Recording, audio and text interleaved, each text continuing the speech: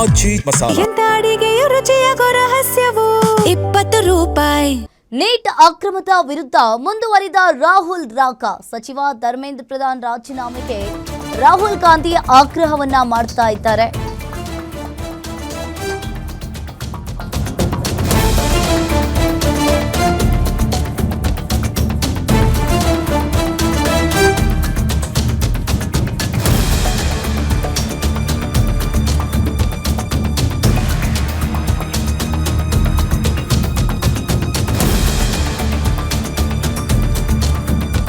ಧರ್ಮೇಂದ್ರ ಪ್ರಧಾನ್ಗೆ ಬೇರೆ ಯಾವುದೇ ಇಲಾಖೆಯನ್ನ ಕೊಡಬಾರದು. ಪ್ರಧಾನಿ ನರೇಂದ್ರ ಮೋದಿ ವಿದ್ಯಾರ್ಥಿಗಳ ಬಳಿ ಕ್ಷಮೆ ಕೇಳಬೇಕು.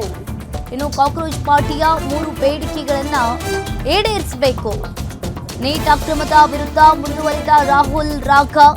ಒಂದ್ ಕಡೆ ಈಗಾಗಲೇ ದೆಹಲಿಯಲ್ಲಿ ವಿಪಕ್ಷ ನಾಯಕ ರಾಹುಲ್ ಗಾಂಧಿ ಅವರು ಸುದ್ದಿಗೋಷ್ಠಿಯನ್ನ ಮಾಡಿದ್ರು. ಈ ಸುದ್ದಿಗೋಷ್ಠಿಯಲ್ಲಿ ಸಚಿವ ಧರ್ಮೇಂದ್ರ ಪ್ರಧಾನ್ ರಾಜೀನಾಮೆಗೆ ಆಗ್ರಹ ಕೇಳಿ ಬರ್ತಾ ಇದೆ.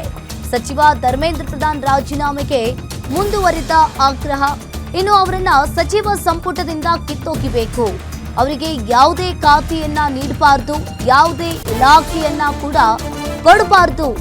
ಪ್ರಧಾನಿ ನರೇಂದ್ರ ಮೋದಿ ವಿದ್ಯಾರ್ಥಿಗಳ ಬಳಿ ಕ್ಷಮೆಯನ್ನ ಕೇಳಬೇಕು.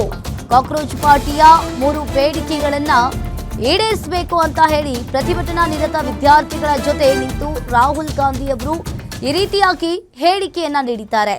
ಇನ್ನು ಒಂದ್ ಕಡೆ ಈ ನೀಟ್ ಅಕ್ರಮದ ಕುರಿತು cockroach party cockroach Janata party Jantar ಮಂತರ್ನಲ್ಲಿ ಸಾಕಷ್ಟು ಪ್ರತಿಭಟನೆಯನ್ನ ಮಾಡ್ತಾ ಇದೆ. ಇನ್ನು ಈಗಾಗಲೇ 3 ಬೇಡಿಕೆಗಳನ್ನ ಕೂಡ ಕೇಂದ್ರ ಸರ್ಕಾರದ ಮುಂದೆ ಸಿಜೆಪಿ ಪಾರ್ಟಿ ಇಟ್ಟಿರುವಂತದ್ದು. ಇದೇ ಬೆನ್ನಲ್ಲೇ ಈಗ ರಾಹುಲ್ ಗಾಂಧಿ ಅವರು ಕೂಡ ಮಾತನಾಡಿದ್ದಾರೆ. ನೀಟ್ ಅಕ್ರಮದ ವಿರುದ್ಧ ರಾಹುಲ್ ಗಾಂಧಿ ಅವರು ಕೂಡ ಮಾತನಾಡಿರುವಂತದ್ದು. ಇಲ್ಲಿ ಕಾಕ್ರೋಚ್ ಜನತಾ ಪಾರ್ಟಿ 3 ಬೇಡಿಕೆಗಳನ್ನ ಈಡೇರಿಸಬೇಕಾಗುತ್ತೆ. ಅದೇ ರೀತಿಯಾಗಿ ನರೇಂದ್ರ ಮೋದಿ ಅವರು ಕ್ಷಮೆಯನ್ನ ಕೇಳಬೇಕು. ಇನ್ನು ಒಂದ್ ಕಡೆ ಸಚಿವ ಧರ್ಮೇಂದ್ರ ಪ್ರಧಾನ್ ಅವರನ್ನ ಕಿತ್ತೊಗಿಬೇಕು, ಸಚಿವ ಸಂಪುಟದಿಂದ ಕಿತ್ತೊಗಿಬೇಕು ಅಂತ ಹೇಳಿ ರಾಹುಲ್ ಗಾಂಧಿ ಅವರು ಈ ರೀತಿಯಾಗಿ ಹೇಳಿಕೆಯನ್ನ ನೀಡಿದ್ದಾರೆ. जो हमारे स्टूडेंट्स हैं जिन्होंने हंगर स्ट्राइक किया, उनसे मेरी मीटिंग हुई, डिस्कशन हुआ मूवमेंट के बारे में, आरएसएस के बारे में, हिंदुस्तान का जो शिक्षा का सिस्टम है उसको कैसे कैप्चर किया गया है.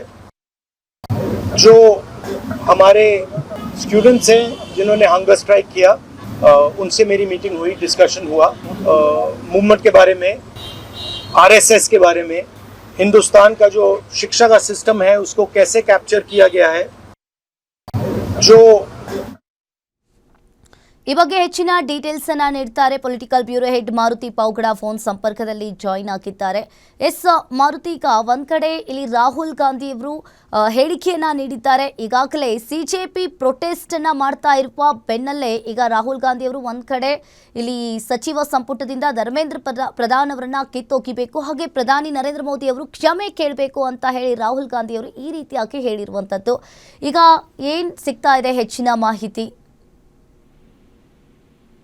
ಅಂಕಿತ, ಕಾಂಗ್ರೆಸ್ ಸೇರಿದಂತೆ ಎಲ್ಲಾ ವಿಪಕ್ಷಗಳು ಕೂಡ ಸಿಜೆಪಿ ಅವರು ಮಾಡ್ತಾ ಇರುವಂತಹ ಹೋರಾಟಕ್ಕೆ ಬಹಿರಂಗ ಬೆಂಬಲವನ್ನ ವ್ಯಕ್ತಪಡಿಸ್ತಾ ಇದ್ದಾವೆ. ನೇರವಾಗಿ ಕೇಂದ್ರ ಸರ್ಕಾರದ ವಿರುದ್ಧ, ಅದರಲ್ಲೂ ಧರ್ಮೇಂದ್ರ ಪ್ರಧಾನ್ ಅವರು ರಾಜೀನಾಮೆ ಕೊಡ್ಲೇಬೇಕು ಅನ್ನುವಂತ ಒಂದು ಒತ್ತಾಯವನ್ನ ಮಾಡ್ತಾ ಇರುವಂತದ್ದು. ನಿನ್ನೆ ಕೂಡ ಇದೇ ವಿಚಾರವನ್ನ ರಾಹುಲ್ ಗಾಂಧಿ ಅವರು ಪ್ರಸ್ತಾಪ ಮಾಡಿದ್ರು.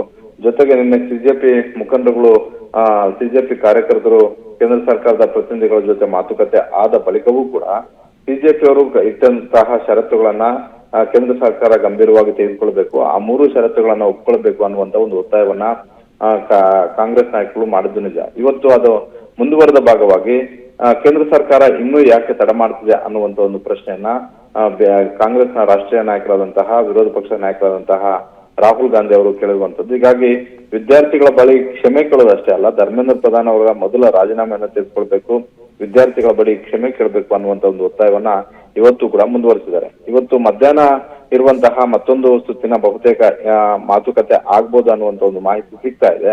ಆದ್ರೆ ನಿನ್ನೆ ಆಗಿರುವಂತಹ ಮಾತುಕತೆಗೆ ಸಂಬಂಧಪಟ್ಟಂತೆ ಕೇಂದ್ರ ಸರ್ಕಾರದ ಹಿರಿಯ ನಾಯಕರ ಜೊತೆ ಮಾತುಕತೆ ಆಡಿ ನಿಮಗೆ ಮಾಹಿತಿಯನ್ನ ಕೊಡ್ತೀನಿ ಅನ್ನುವಂತಹ ಒಂದು ಭರವಸೆಯನ್ನ ಜೆ.ಪಿ. ನಡ್ಡಾ ಅವರು ನಿನ್ನೆ ಸಿಜೆಪಿಯ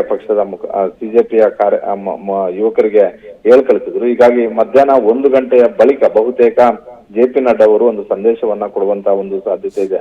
ಆ ಸಂದೇಶದ ಬಳಿಕ ಯಾವ ರೀತಿಯಾಗಿ ಸಿಜೆಪಿ ನಡ್ಕೊಳ್ಳುತ್ತೆ, ಜೊತೆಗೆ ಸಿಜೆಪಿಯ ಮಾಡ್ತಿರುವಂತ ಈ ಹೋರಾಟಕ್ಕೆ ತಮ್ಮ ಎಂದಿನಂತೆ ತಮ್ಮ ಬೆಂಬಲವನ್ನ ಕಾಂಗ್ರೆಸ್ ಪಕ್ಷ ಕೊಡೋದಕ್ಕೂ ಕೂಡ ರೆಡಿ ಆಗಿದೆ. ಸಹಜವಾಗಿ ಕಾಂಗ್ರೆಸ್ ಪಕ್ಷ ಇದನ್ನ ರಾಜಕೀಯವಾಗಿ ನೋಡ್ತಾ ಇರುವಂತದ್ದು ನಿಜ. ನೀಟ್ ಅಕ್ರಮ ಪ್ರಕರಣ ಇಡೀ ರಾಜ್ಯಾದ್ಯಂತ ದೇಶಾದ್ಯಂತ ಚರ್ಚೆ ಆಗ್ತಿರೋದ್ರಿಂದ, ಪ್ರತಿ ಹಳ್ಳಿಗೂ ಕೂಡ ಇದು ಮುಟ್ಟಿರೋದ್ರಿಂದ ಇದನ್ನ ರಾಜಕೀಯವಾಗಿ ಕಾಂಗ್ರೆಸ್ ಪಕ್ಷ ನೋಡ್ತಾ ಇರುವಂತದ್ದು ನಿಜ. ಇಂತಹ ಒಂದು ಅಸ್ತ್ರಗಳು ಸಿಕ್ಕಾಗ ಸಹಜವಾಗಿ ಸಂಘಟನೆಗಳ ಜೊತೆ ಕೈ ಜೋಡಿಸೋದು ನಿಜ.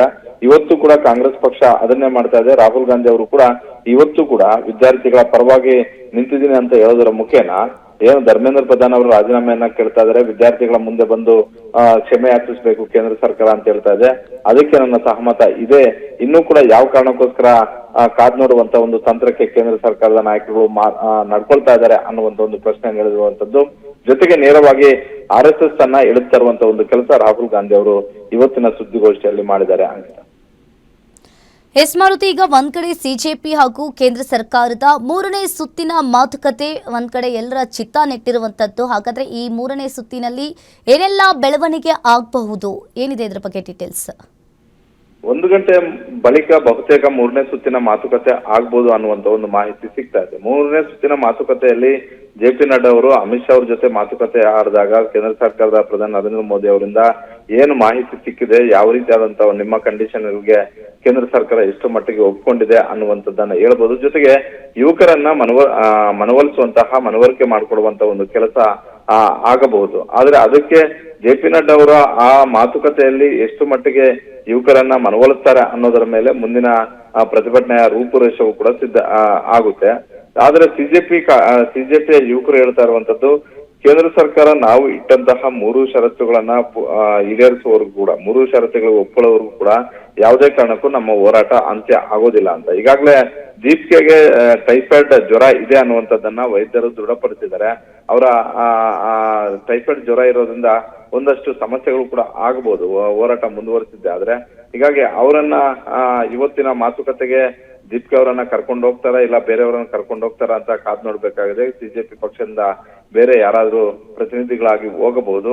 1 ಗಂಟೆ ಬಳಿಕ ನಡೆಯುವಂತಹ ಕೇಂದ್ರ ಸರ್ಕಾರ JP ನಡ್ಡಾ ಅವರ ಜೊತೆಗೆ ನಡೆಯುವಂತಹ ಆ ಒಂದು ಮಾತುಕತೆ ಬಹಳಷ್ಟು ಮಹತ್ವದ್ದಾಗಿದೆ.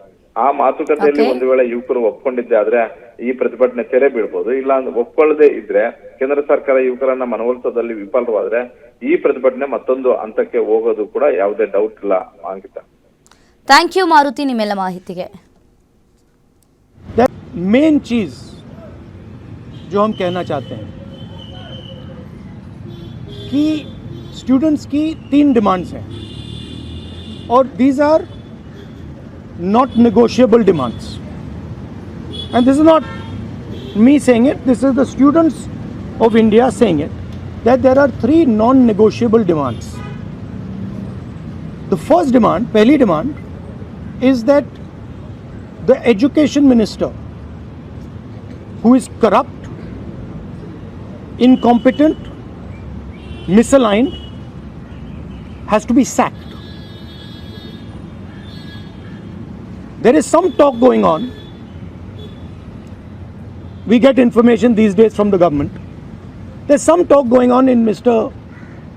Modi's cabinet that the solution is to move Mr. Dharmendra Pradhan from education to some other ministry. This is not acceptable to the students of India. It is not acceptable to anybody. The reason is Mr. Pradhan is a symbol of corruption and of what has happened to the future of India's children. He is a symbol of the destruction of the most valuable thing that this country has, which is our students and their future. And so there is going to be no conversation about Mr. Dharmendra Pradhan being moved here, moved there, put behind, forward, nothing. Mr. Dharmendra Pradhan has to be sacked, period. Second, show you like this young lady is injured. Yesterday I showed you a young man who has been shot in the eye, and there are thousands and thousands of youngsters who have had lathis break their legs, lathis break their heads, pellets in their bodies. The people who have done this the organizers and the implementers need to be punished and made accountable. And the third thing is the leader of this entire machinery that is doing this, Mr. Narendra Modi, has to apologize for what he has done to the students and the future of this country. ये 3 non-negotiable points हैं इनके. पहला कि धर्मेंद्र प्रधान को हटाया जाए, cabinet से निकाला जाए.